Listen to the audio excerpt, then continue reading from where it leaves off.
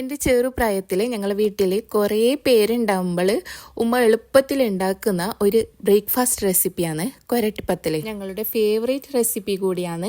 അപ്പോൾ അതിന് വേണ്ടിയിട്ട് പുഴുങ്ങലരി, ഒരു 3 കപ്പ് പുഴുങ്ങലരി ശിവയരി തലേന്ന് തന്നെ കുതിർത്ത് വെച്ച് നല്ലപോലെ കഴുകി വൃത്തിയാക്കി എടുത്തിട്ടുണ്ട്. അതിലേക്ക് 1 കപ്പോളം തേങ്ങ ചെറിയതും ഒരു സവാള അരിഞ്ഞതും അതെല്ലാം ഇട്ട് കൊടുത്തിട്ട് ഗ്രൈൻഡറിൽ ഇതുപോലെ ഒന്ന് അരച്ചെടുക്കുന്നുണ്ട്. അരക്കുമ്പോൾ തന്നെ ഉപ്പും ചേർത്ത് കൊടുത്തിട്ടുണ്ട്.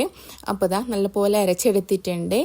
ഇനി ഇതൊരു വാഴയിലയിലേക്ക് കുറച്ച് ഇതിൻ്റെ മാവ് എടുത്തിട്ട് ഈ ഒരു റൗണ്ട് ഷേപ്പിലൊന്ന് പരത്തിയെടുക്കുന്നുണ്ട്. വാഴയിലയിൽ മാത്രമല്ല, ഇതൊരു പരന്ന പ്ലേറ്റ് ഉണ്ടാകുന്നില്ല, സ്റ്റീലിൻ്റെ റൗണ്ട് പ്ലേറ്റ്, അതിലും ഇങ്ങനെ വട്ടത്തിലൊന്ന് പരത്തിയെടുത്തിട്ട് ഇങ്ങനെ ആവി കയറ്റി എടുക്കാറുണ്ട്.